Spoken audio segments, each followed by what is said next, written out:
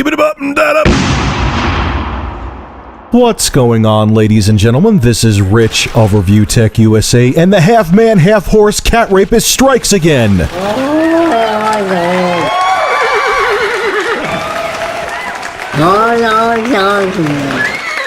The game you are looking at today is The Darkness 2. I've had this on my PC for a while. I played a little bit of it when I first purchased it, but now I'm delving back into it again. I am in love with this game, man. Great gameplay, tight controls, spot-on controls, very brutal combat because you have the special powers of the darkness. You could take guys and split them in half, and tons of different moves that you have. Very unique twist on the first-person shooter, and on top of it, I love the graphics. I love the art style, that kind of like cel-shaded watercolor effect they have going on. Works really well with The Darkness 2.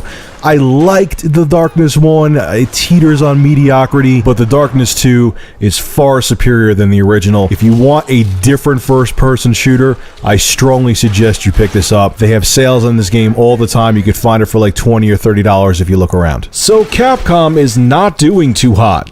Shocking! On May 7th, 2012, Capcom released their financial records for the previous fiscal year, and it doesn't look too good. Granted, it's better than a company like THQ, but that's like comparing a solid log of shit to diarrhea. But company sales for Capcom were down 16%, which equates to a loss of over $1 billion US. Games like Monster Hunter Tri and surprisingly Resident Evil Operation Raccoon City were noted as being successful for Capcom. One game, though, was specifically noted as underperforming. That game was Street Fighter Cross Tekken. With esport games becoming more popular over time, this announcement was surprising. Okay, why am I not surprised that Capcom lost a crapload of money last year? Let's think of reasons why. Let's start with them turning their key franchises into generic first-person shooters. That might be a good one. Or, I got another one.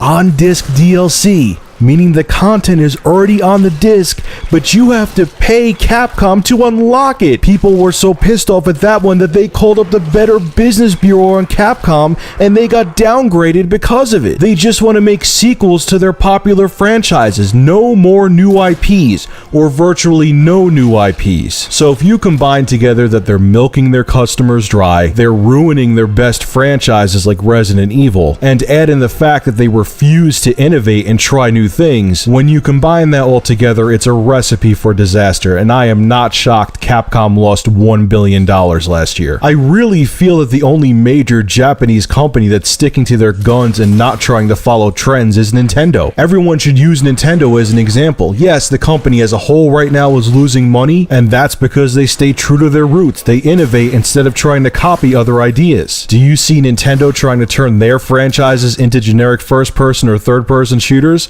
Nope.